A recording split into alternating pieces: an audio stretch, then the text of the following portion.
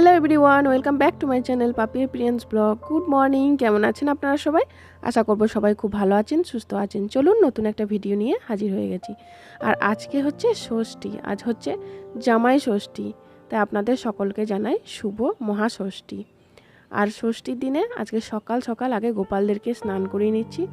আমার ফুল তোলাও হয়ে গেছে, ফুল তুলে নিয়ে এসে গোপালদেরকে সকালে স্নান টান করিয়ে তারপর ওনাদের পুজো দিয়ে তারপর ষষ্ঠীর পুজো করানোর জন্য যেখানে আমাদের পুজো হয় সেই পুজোর ওখানে যাব।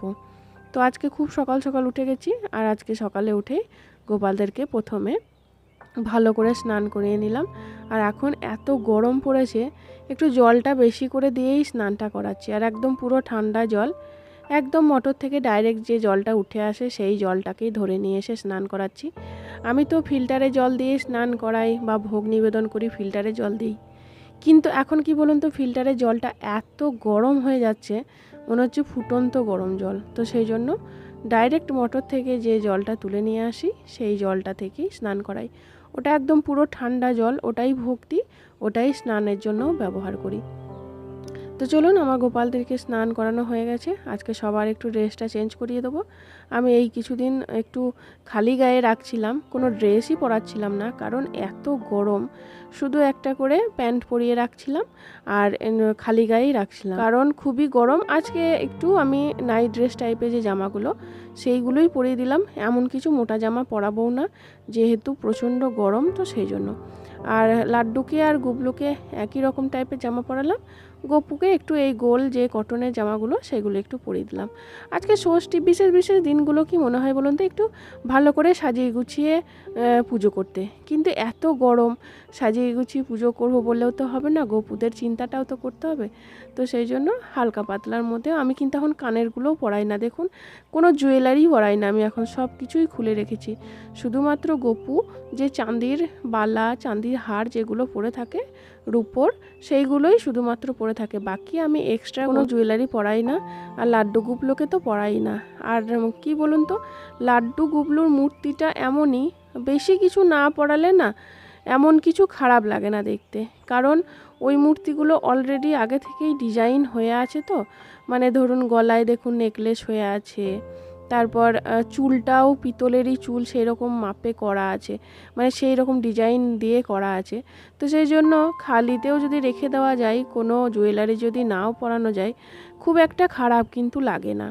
আর গপুর যে মূর্তিটা, সেই মূর্তিটা যেমন প্লেন মূর্তি যেমন হয় সেইগুলো, তো গপুরকে সাজালে একটু সুন্দর লাগে দেখতে।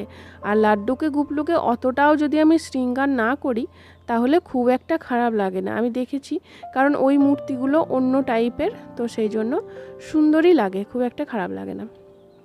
আর আজকেও ফুলের মালা একটা করে পরিয়ে দিলাম।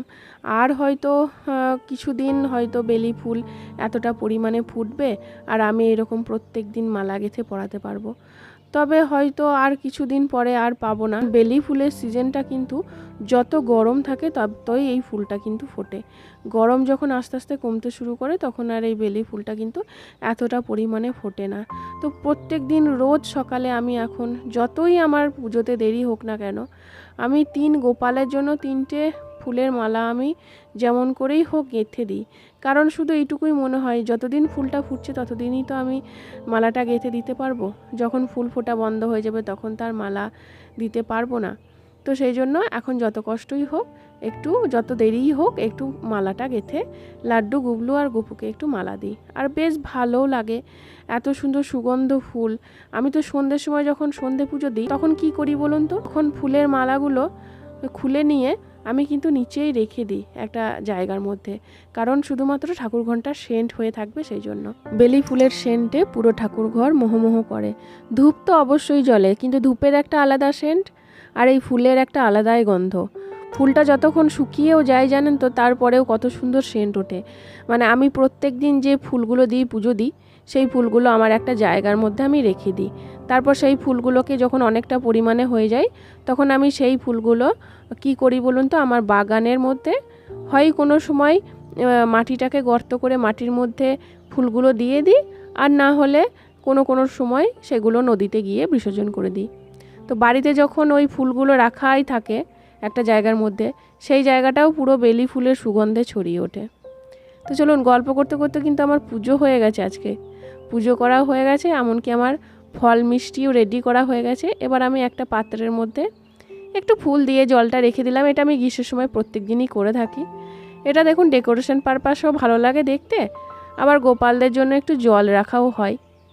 তো আমার ভোগ মিষ্টি আজকের মতো নিবেদন করা হয়ে গেল। এবার আমি আরতি করে নিচ্ছি, ধূপ আর দীপ দিয়ে আরতি করে নিচ্ছি।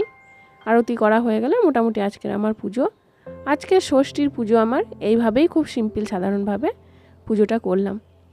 তো কেমন লাগলো আজকের ভিডিওটা অবশ্যই বলবেন। যদি কিছু ভালো লেগে থাকে তাহলে প্লিজ লাইক কমেন্ট শেয়ার করতে ভুলবেন না, আর চ্যানেলটা অবশ্যই সাবস্ক্রাইব করবেন। চলুন তাহলে আজকের মতো আসি, আবার দেখা হচ্ছে পরের ভিডিওতে।